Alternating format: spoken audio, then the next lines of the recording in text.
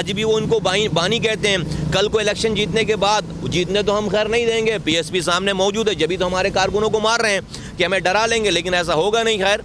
और अगर मैं वैसे एक हाइपोथेटिकल बात कर रहा हूँ कि कल को फिर जाकर मिल जाएंगे बानी के साथ, तो हम ये नहीं होने देंगे। पाक कराची के लोग इसको समझ चुके हैं। मैंने अल्ताफ़ हुसैन को छोड़ना नहीं है। अब मैं इस्लामाबाद जा रहा हूँ, हमने लंदन में इसके घर के सामने मुजाहरा किया है। ये बुज़दिल आदमी है, इसने अपना घर चेंज कर लिया है। हम इसके नए घर पे जा रहे हैं, हमने इसके नए घर भी तलाश कर लिया है। हम इसके नए घर जा रहे हैं, ये भागता रहेगा इसी तरीके से।